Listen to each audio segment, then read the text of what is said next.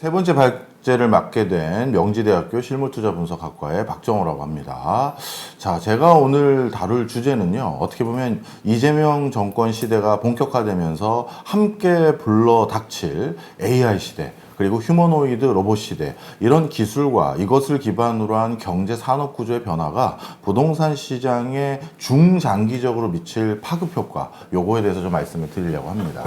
특히 저는 수도권을 그래도 가시적인 범주 안에서 수도권 부동산을 공략하시려는 많은 어떻게 보면 MZ 세대들, 그리고 이제 사회생활을 그래도 초창기에 시작하고 있는 이 신혼부부들에게 좀 많은 시사점을 드리고 싶은데요.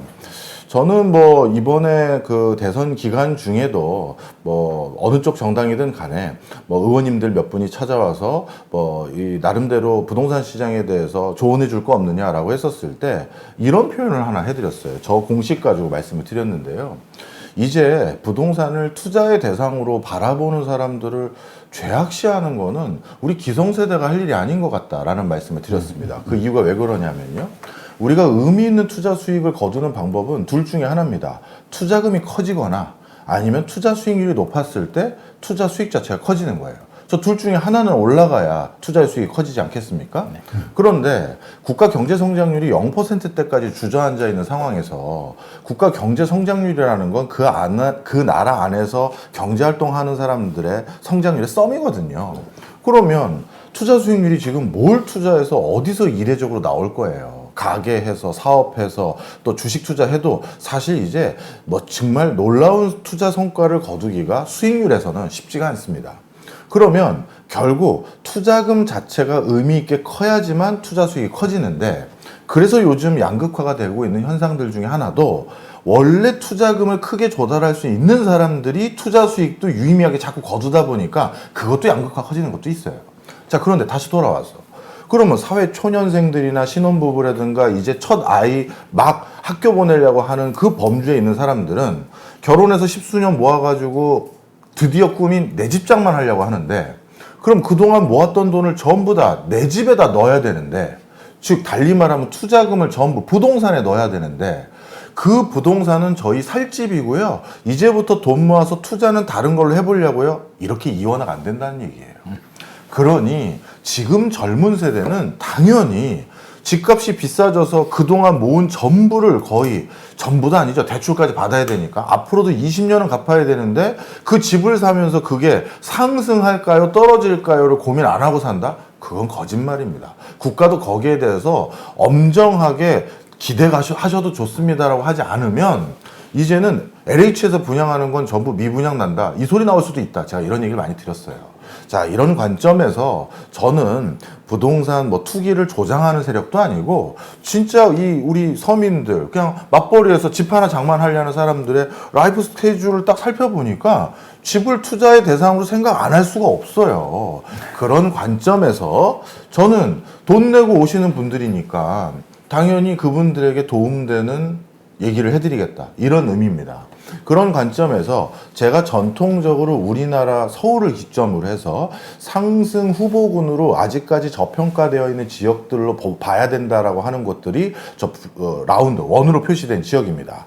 붉은색 지역은 앞으로 대세 상승이 우리가 다 아는 지역이고요. 파란색 지역은 좀 오히려 서울임에도 불구하고 하얀 그림을 그릴 가능성도 있다라는 지역들이고, 은혜색으로 되어 있는 건 아직 호재와 악재가 정해지지 않은 이런 부분으로 분류하는데, 그 과정에서 저 붉은색 지역의 약간의 외곽에 있는 지역들이 제가 전통적으로 앞으로도 좀 견조한 상승세가 더 이어질 것 같습니다. 그걸 풍성 효과로 설명하신 분들도 앞에서 계셨고 여러 가지 이유가 있지만요.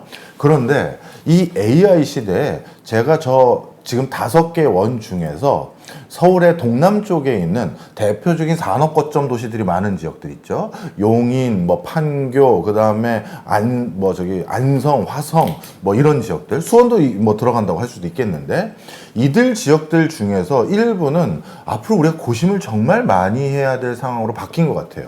오늘 그 얘기를 좀 드리고 마라톤 세미나 때 더 자세하게 말씀드릴 텐데요. 바로 요것 때문입니다.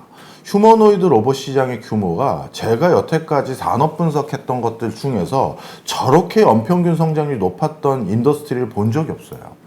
지금 연평균 45%씩 성장한다는 건요, 2년도 채 안 돼서 2배 이상씩 올라간다는 얘기예요. 그런데 그러면 2032년 이제 불과 한 7년 남았는데 7년 정도 지난 뒤에는 뭐 이게 거의 이제 슬슬 우리나라 원화로 표시하면 경단위의 시장이 열리기 시작하는 거예요. 그럼 저렇게 빠르게 시장이 확장된다는 건 부동산은 한 번 취득하면 우리가 평균 10년 좀 안짝으로 보유하고 있거든요. 결국 내가 그걸 되팔기 전에 저 휴머노이드 세상을 고려하면서 매매에 들어가야 된다는 얘기가 되는 거예요. 그런데 그게 어떻게 되는 거냐? 지금 보시면 자율주행 자동차, 가정용 청소 로봇, 완전한 휴머노이드 로봇 등등 해가지고 연평균적으로 로봇의 개체수가 늘어날 것으로 전망하는 추시를 보면 이제 2035년이 되면 13억 대가 팔릴 거라고 전망을 하고 있고요. 그 과정에서 휴머노이드 테마가 한 66개 종류가 되는데 우리 한국은 완성체 로봇을 직접 공급하는 주체는 아니고 거기에 하나의 서브 섹터를 지금 담당하는 주체로만 분류가 되어 있어요. 그러니 로봇 산업이 창궐하면서 그걸 기반으로 한 새로운 산업단지, 새로운 산업도시가 형성되는 효과는 우리에겐 직접적으로 기대할 수가 없다는 거죠. 그러면 이 상황에서 어떻게 되는 거냐? 이제 시작이 됐습니다. 어떻게 시작되느냐? 현대차는요, 2종 보행 로봇 아틀라스 올 연말부터 투입하기로 결정을 했어요. 그래서 벌써 지난달에 5,000대 구입을 했거든요. 이 얘기는 달리 말하면 저 아틀라스 5,000대 구입했다는 건 생산직 근로자 5,000명의 자연 감소분이 생겼을 때 그 중에 일부는 안 뽑겠다는 얘기예요. 그 다음에 현대차 그룹은 보스턴 다이나믹스 휴머노이드 로봇 앞으로 수만 대를 구매할 예정이라고 했습니다. 자, 그러면 저게 조지아 공장에만 투입되진 않겠죠. 당연히 국내도 들어옵니다. 자, 그럼 제가 이제 슬슬 뭐 얘기하려는지 감 오실 거예요. 하나 더 말씀드리겠습니다. MS가 이번에 5,000명에서 6,000명 가까이 구조조정했습니다. 지금 MS는 사상 최고의 매출 계속 갱신하고 있고 그 다음에 영업이익률도 계속 높아지고 있는 회사인데 아니 왜 구조조정을 한다? 바로 AI 때문에 저 이번에 5,000~6,000명 구조조정하는 인원 중에서 40%가 소프트웨어 개발자예요. 개발자가 필요 없어졌다는 거예요. 루틴한 정도의 소프트웨어 짜주는 건 그냥 AI에게 시키면 더 잘하는데 그거 홀드할 필요가 없다는 거죠. 자, 그러면 이제 고민을 해야 된다는 거죠.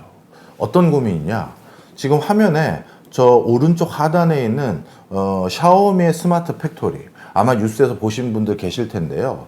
저 스마트 팩토리가 어떤 컨셉이냐면 스마트 팩토리라고 불리는 것도 여러 개가 있습니다만 저거는 무인 공장이에요. 지금 화면을 보시면 아시겠지만 좀 어두침침하죠. 저 공장의 닉네임이 엔지니어들이 저 스마트 공장을 다 만들고 났더니 했던 생각이 뭐냐면 야, 우리가 결국 사람이 와서 일하지 않아도 될 무인 공장을 만들었는데 조명을 왜 단 거야? 해서 조명을 없애버렸어요. 그래서 저 공장의 닉네임이 다크 팩토리예요. 그 실제 사진 가져왔습니다. 이거예요. 그러면 자, 정리를 해보죠. 이런 변화 흐름을 저만 목도한 게 아니거든요.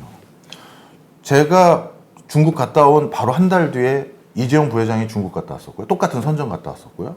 그 다음에 SK 하이닉스 최태원 회장님하고 재작년이에요 벌써. 재작년에 울산에서 AI 시대 왔다. 이거 우리 대비 안 하면 다 망한다 하면서 같이 포럼했던 게 재작년이에요.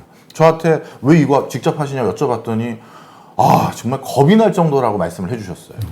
자, 그런데 이게 진짜 구현이 되기 시작했거든요. 그러면 이재용 부회장님이 이번에 용인에 국가 반도체 클러스터 3년 뒤에 완공될지 5년 뒤에 완공될지 또 어떻게 지연될지 모르겠습니다. 완공됐어요. 그러면 그 반도체 클러스터에 또다시 근로자 5,000명, 10,000명 뽑는 게 그 사람의 지향점일까요? 저는 아니라고 생각합니다.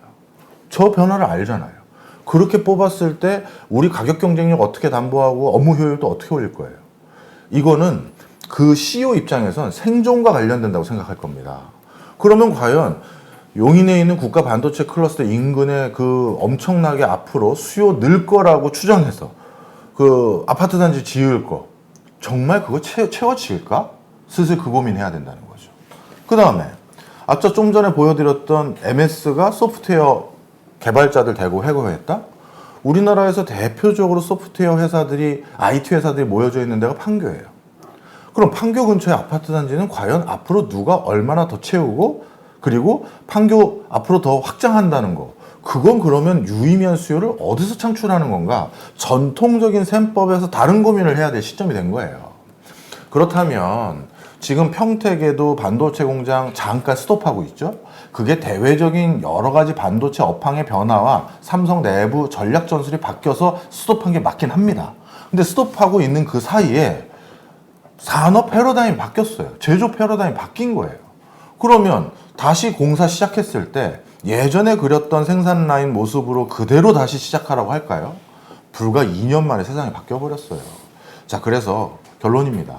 이번 세미나에서 저는 수도권의 대표적인 산업 거점 도시들, 안산, 안양, 수원, 용인, 동탄도 마찬가지고요. 평택까지 다 해서 이런 곳에 지금 큰 부동산 지형도가 바뀔 수 있는 요인들을 좀 말씀드리려고 하고요. 그거를 이번에 좀 분석한 자료를 바탕으로 설명을 드리려고 합니다. 감사합니다. 자, AI 중심으로 변화된 어떤 기술 환경을 말씀 주시고, 그게 뭐 일자리나 또 부동산 시장에 이르기까지 거대한 변화를 가져올 것이다라는 관점에서 의견을 주신 것 같습니다. 오늘 말씀 들으시고 혹시 코멘트나 추가적인 질문이 있으시다면 먼저 요청을 드려보도록 하겠습니다. 네. 궁금한 게 있는데요. 일단 이재명 정부의 주된 부동산 정책 방향이 공급 확대입니다. 주택이 부족해. 집값이 올라. 그래서 사기 신도시도 뭐 개발하겠다라는 말을 유세 중에도 했고 하는데, 앞서서 말한 것처럼 이제 AI 시대, 휴머노이드 로봇 시대가 가게 되면 수요자가 줄어든다. 결국 유효 수요, 자금력이 되는 고가 아파트를 살 수 있는 수요 자체가 줄어든다라는 의미가 될 수도 있는데, 자칫 잘못하면 신도시 개발하면 10년, 15년 걸리는데 공급 과잉 문제. 그러면 과연 지금 공급을 늘리는 게 옳은 정책일까?에 대한 어떤 생각을 가지고 계십니까? 네. 뭐 약간의 화두를 던져드리면요. 그동안 이제 앞으로 신도시를 새로 건립할 때 굉장히 디폴트 값으로 놨던 게 자족 기능이었습니다. 자족 기능이 없으면 그게 어떻게 보면 제대로 된 신도시로 성장하기 어렵다가 우리의 그동안 방점이었잖아요. 네. 그러면서 그 자족 기능으로 많이 불어 넣었던 게 적어도 경기도권에서는 제조 역량을 강화했어요. 전국에 GDP가 각 지역에서 차지하는 비중에서 제조 비중이 가장 높은 지자체가 경기도입니다. 제조 비중이 가장 낮은 데가 서울이고요. 그런데 그 얘기는 달리 말하면 어떤 거점 지역을 어떤 제조 거점으로 해서 육성해왔다는 건데, 그런데 제조를 그동안 사람이 해왔는데, 그런데 이제는 로봇과 AI가 한단 말이에요. 그렇다면 신도시들 중에서 제조를 거점으로 자족 기능을 생각했고 그게 어느 정도 완비됐고 그것 때문에 아파트를 채웠던 지역은 오히려 그 자족도가 높은 게 하락률을 더 가져올 수가 있어요. 반대로 판교 같은 경우는 생각보다 자족률이 낮습니다. 왜냐하면 이게 참 안타깝게 국토부를 비롯해서 주요 부처에서 자족률에 대한 통계를 공개하진 않아요. 네. 그래서 이번에는 그걸 교통량이나 이런 걸로 분석해서 좀 보여드릴까 하고 있는데, 대표적으로 판교가 자족률이 낮다는 건 주말을 보면 알아요. 주말에 사람이 없거든요. 네. 공동화된다는 거예요. 네. 자, 그 얘기는 달리 말하면 오히려 판교는 IT 회사들이 정말 AI에게 프로그램 대체해도 실제 판교 아파트 단지에 사는 사람들은 그 옆에 있는 회사 다니려고 거기 아파트 살았다가 나 프로그래머로 이제 AI에 대체해서 잘렸어. 야, 서울로 가자. 다른 데로 가자. 이런 수요가 적다라는 거죠. 그래서 그동안 우리가 지향점으로 생각해왔던 자족률, 이게 자칫 잘못하면 집값 하락의 새로운 트리거가 될 수도 있는 이런 변수가 돼서, 이게 모두가 똑같이 뭐 공급이 부족하다, 수요가 뭐 어떡하 된다가 아니라 지형도가 지역마다 많이 달라질 것 같다. 이게 일단 제가 잠정적으로 드릴 수 있는 말씀입니다. 네. 굉장히 뭐 날카로운 지적이시고, 결국은 이제 인간의 노동력이 필요가 없고, 결국 AI로 대체되는 이런 시대에 부동산의 지형도도 달라질 거다. 그 부분은 충분히 저는 인지를 하고요.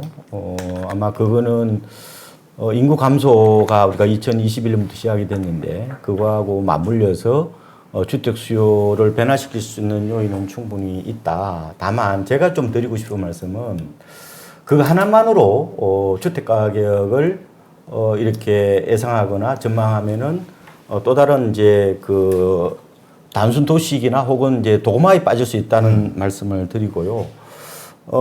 그러면은 이 수요적인 측면 외에도 공급도 같이 보셔야죠. 지금 공급이 없잖아요. 그리고 주택 보급률이 지금 2019년 이후로 떨어지고 있어요. 지금 104%에서 이제 102%거든요. 이 문제하고 그리고 이제 지금 전체적인 부동산의 어떤 흐름으로 보면은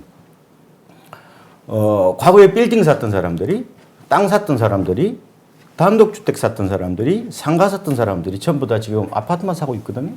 그럼 수요가 이렇게 초과됐는데 과연 그 이른바 AI만 가지고 이걸 설명할 수 있겠느냐, 그런 좀 생각이 조금은 들고요. 좀 더 봐야 된다, 이런 생각이 들고, 전반적으로 보면은 제 생각에는 이런 주거보다는 이제 사람들이 없을 수 있잖아요. 그러면은 상가 문제, 특히 이런 것들이 아마 당장 타격으로 다가올 것 같다. 그래서 아마 신도시를 지을 때 어떻게 보면은 뭐 그동안에 자족 기능을 최고 이상 어떤 목표로 잡았는데 그것도 이제 점검을 해 봐야 된다는 거.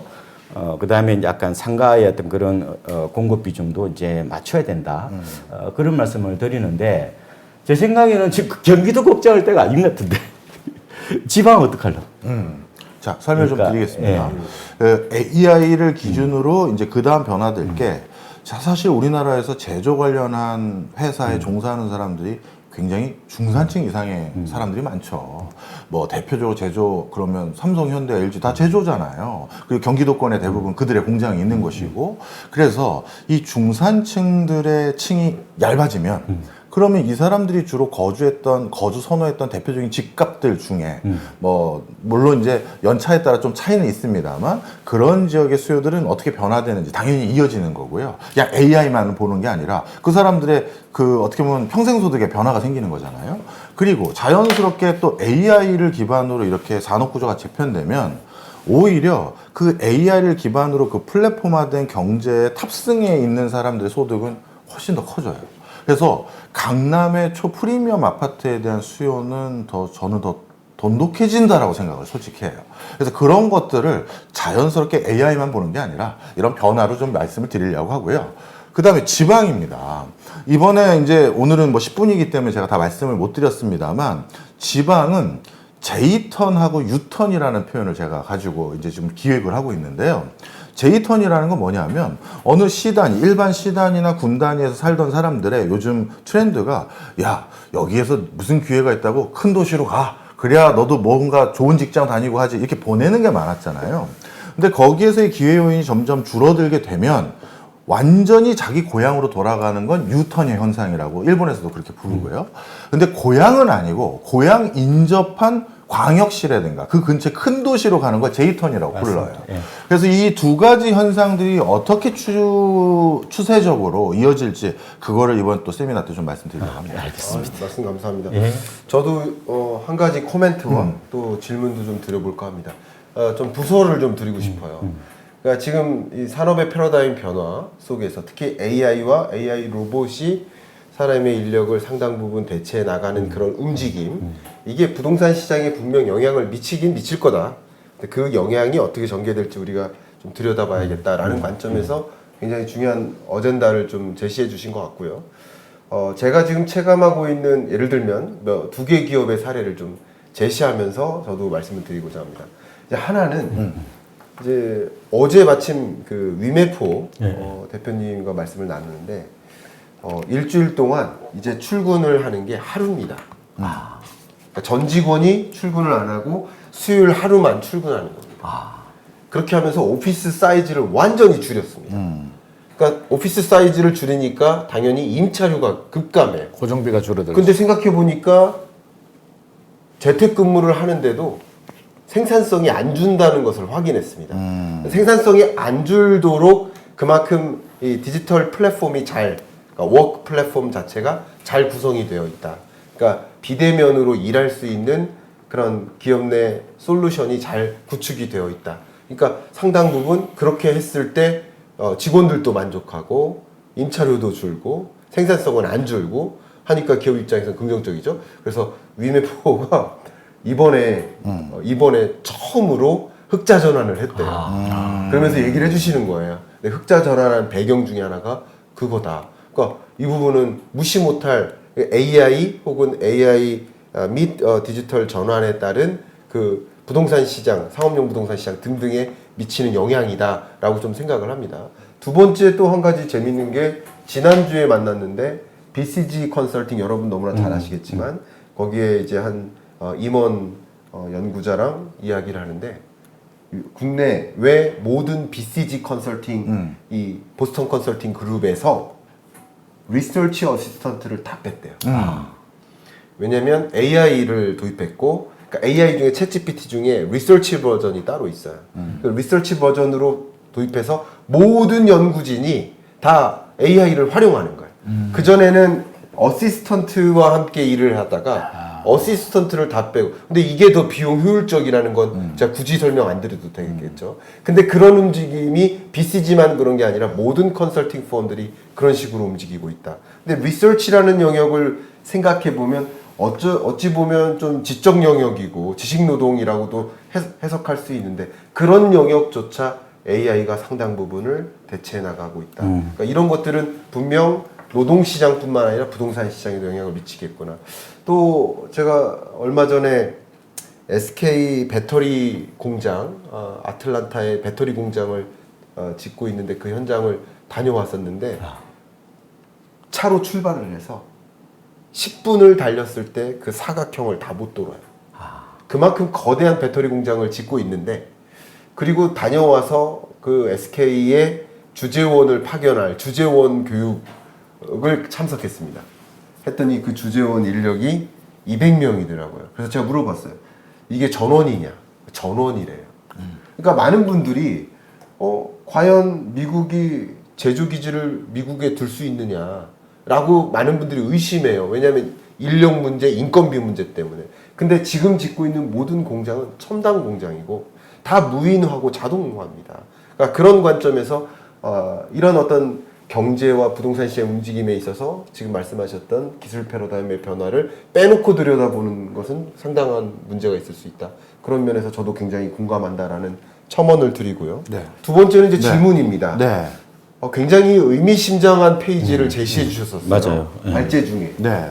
근데 이 중에서 네. 그러니까 소위 강남 다음은 이곳이다라는 건데 예. 느낌이 예. 그죠? 어떤 근거로 이게 좀 주목된다? 살짝 해주시면 어떨까요? 예, 저 네. 간단히 말씀드리면 그 원래 상급지는 그 옆으로 이게 퍼져나가게 되어 있습니다. 네. 왜냐하면 개발 그 인프라라든가 정주 여건의 여러 프리미엄을 같이 누릴 수 있는 지역이 바로 인접한 곳이기 때문에 네. 옆으로 자꾸 퍼져나가게 되는데 네. 그래서 우리 다 알고 있는 것처럼 여의도라든가 종로가 최상급지였는데 거기 진입하기 어려운 사람들에게 약간 배우지처럼 개발됐던 게 마포 공덕인데 공덕이 이제 상급지로 바뀌어가고 있는 것이고요. 네. 또 이제 강남 쪽에서 바로 길 건너 있는 성동구에 있는 성수나 이런 쪽도 금호동도 마찬가지고 이렇게 확장이 되는 거죠. 그래서 서초 넘어 있는 이제 동작도 마찬가지고요. 그래서 주변 지역으로 확산이 되고 있는 과정인데요. 그 과정에서 지금보다도 앞으로 더욱더 이건 뭐 거의 확정적으로 더 상승할 수 있는 여지가 있는 지역들을 제가 동그라미로 일단 표시를 해놓은 건데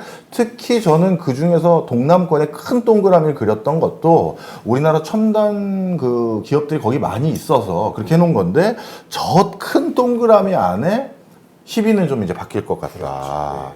특히 앞서 정말 중요한 얘기 해주셨어요. 제가 네. 세종시 자문위원도 한 5년 했었거든요. 네. 그때 저희들끼리 이런 소리 했었습니다. 세종시의 집값을 폭락시키는 가장 결정적인 건 주요 공무원들, 부처들이 재택근무를 허용하면 끝이다. 누가 거기 가서 살겠어요. 그렇죠. 일주일에 한 번만 세종 가서 일하면 되고 나머지는 서울에 있다라고 하면 세종시 아파트를 누가 채우겠습니까? 그죠. 그래서 AI가 아까 우리 박 박사님이 말씀해 주신 것처럼 모든 부동산의 흐름을 설명할 수는 없어요. 하지만 특정 지역에 특정 공간에 대해서는 굉장한 트리거가 될 수도 있는 파괴력이 있다. 이렇게 말씀드리겠습니다. 아니, 박정희 교수님 굉장히 그 인사이트가 저는 탐복할 정도인데요. 실제로 지금 평택이 그동안에 엄청나게 이제 성장 지역으로 각광을 받았단 네. 말이에요. 그건 지금 미분양이 무덤이에요. 맞아요. 그러니까 너무 이제 사람이 들어오기 전에 미리 이제 건물만 지었기 때문에 그런 현상들이 나타났는데 제가 박정원 교수님 그 인사이트를 통해서 조금 부동산 시장을 접목을 해보면은 가면 갈수록 결국 도심 쏠림 현상, 외곽의 어떤 그런 뭐 이런 침체 가능성 이런 부분들은 좀 경계를 해야 되겠다. 저도 이 말씀을 나중에 한번 제가 하기 때 말씀을 좀 드리도록 하겠습니다. 네, 지금까지 박종호 교수님의 발제와 또 그 주제로 한 심층 토론을 단행했는데요. 박종호 교수님 요즘 턱선이 굉장히 날카로워지셨어요. 근데 정말로 마라톤을 즐기세요. 거의 매주 마라톤을 진짜요? 네, 열심히 굉장히 많이 뛰세요. 많이 드셔야겠네요. 그래서 저희가 마라톤 세미나도 하는 마라톤 세미나. 그냥 마라톤이 아니라 마라톤 원데이 세미나 아닙니까? 네, 원데이 세미나죠. 심지어 제가 한 가지 말씀드리면 트라이애슬론, 달리기, 자전거, 수영까지 하는 트라이애슬론 참가자입니다. 제가 크레이지 보이라고 별명을 붙여드렸습니다. 그래서 다음에는 우리가 트라이애슬론 세미나 이렇게 합니다. 그런 생각인데 네, 좋습니다. 저희가 이렇게 7월 26일 날 아침 9시부터 6시까지 정말 쭉 달리는 마라톤 세미나를 하려고 하는데 여기서 박종호 교수님이 오늘 살짝 발제를 해주셨지만 더 깊이 있게 어떤 주제로 우리가 이야기를 더 들을 수 있는지 한번 말씀 부탁드리겠습니다. 네, 부동산은 평생에 한 3번 정도 산다고 합니다. 그 중에서 첫 번째 단추를 저는 제가 다른 악의적인 의도는 없어요. 내 평생 모은 돈으로 내 집 사는 사람들 도와주는 역할도 누군가 해야 되지 않겠습니까? 그 첫 단추를 서울에 진입하기엔 약간 돈이 모자르는데 아니면 대출을 왕창 껴야 되는데 그럼 저는 어디로 수도권 어디로 갈지 고민하는 분들 우리 마라톤 세미나 할 때마다 정말 많이 마주쳤잖아요. 그렇죠. 이번에는 특히 그런 분들이 좀 더 관심 가져주시면 제가 조금 더 잔잔하게 말씀드릴 수 있는 걸 대비해 보도록 하겠습니다. 네, 감사하고요. 역시 우리 같이 토론에 참여하는 이 네 분의 각각의 발제와 또 마무리로 여러분들과의 심층적인 직접적인 토론 이것을 통해서 거의 여러분들의 해당 사례가 될 만한 그 구체적인 질의와 답변을 좀 드릴 수 있는 기회고요. 여러분 참석하실 땐 꼭 중요한 질의를 하나 갖고 와주시길 바랍니다. 자, 이상 마무리하고요. 마지막 발제죠. 박원갑 수석님의 발제를 박수로 청해 보도록 하겠습니다. 네, 고맙습니다.